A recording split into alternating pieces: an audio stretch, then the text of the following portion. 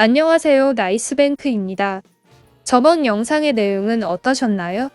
내용을 조금 요약을 해보자면 다주택자 양도소득세 중과 한시 배제 후 서울 및 부산 등 각 지역에서의 아파트 매물이 늘어나기 시작했지만 구매하는 사람이 없기에 거래량이 없는 상황이라고 합니다.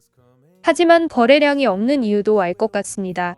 현재 올해부터 다시 대출이 가능하게 되었지만 DSR의 규제가 있는 것도 문제이며 주담보의 경우는 금리 인상으로 인해 올 이자가 부담되는 것이 현실적인 이유라고 생각합니다. 당장 오늘의 뉴스만 찾아보더라도 주담대가 7%까지 상승한다면 서울의 중형 아파트 월 상환액은 300만 원에 육박할 것으로 예상을 한 내용의 뉴스들이 많았습니다. 하지만 현실적으로 이런 상황에서도 내 집 마련이 필요한 분들이나 급한 자금 마련이 필요하신 분들은 정말 방법이 없으니 고금리여도 대출 실행을 위해 알아보시는 분들도 분명 있을 것으로 생각이 됩니다. 이렇게 대출을 이용하기 위해서 찾아보다 바로 고금리 대부업체 등을 이용할 생각을 할 수도 있다고 생각이 됩니다. 고금리 대부업체를 이용할 생각을 해보기 전에 우선 시중은행이 되지 않거나 한도가 적어 고민하신다면 이금융권의 다양한 금융상품을 알아보시는 것도 좋습니다. 이렇게 대출 알아보기 어려운 시점에 이금융권 선에서 충분히 이용 가능한 분들의 조건을 알려드리면서 금융상품 소개를 해드리겠습니다.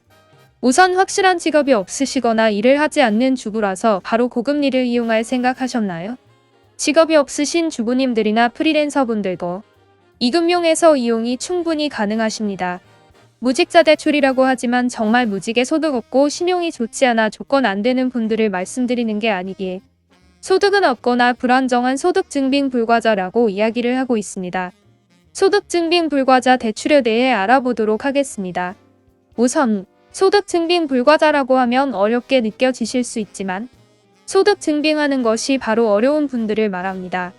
직장인분들이 아닌 프리랜서 및 일을 하지 않는 주부님들이 해당됩니다.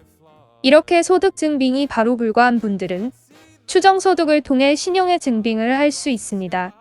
기본적으로 추정소득은 건강보험료 최근 1년치와 개인 신용카드 1년 연말정산 소득공제 내역을 통해 소득을 추정하고 대출의 가능 한도가 나오게 됩니다.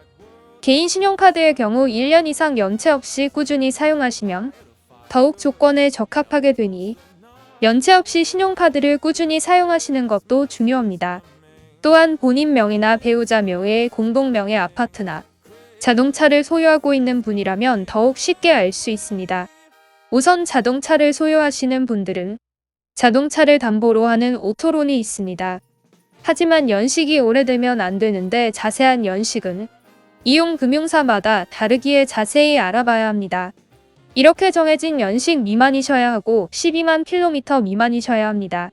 또한 조건은 단독명의 차량만 가능하시고 당연히 렌탈이나 리스 차량은 불가능합니다. 다음으로는 아파트를 소유하신 분들은 호순이를 이용해 호순이 아파트 담보로 진행을 할 수 있는데 사업자분들이 호순이를 이용하신다면 최대 95%까지 많은 한도를 받을 수 있습니다. 또한 금리는 최소 4.5%부터 이금융권이지만 낮은 금리부터 이용할 수 있습니다. 마지막으로는 아파트를 소유하고 계시지만 담보의 설정을 하지 않고 이용하실 수 있는 무설정 아파트론이 있습니다. 무설정의 경우는 이금융권의 신용대출이며 아파트를 소유하시고 최대 1억 원의 한도를 받을 수 있습니다. 금리는 최소 6.0% 이렇게 알 수 있습니다.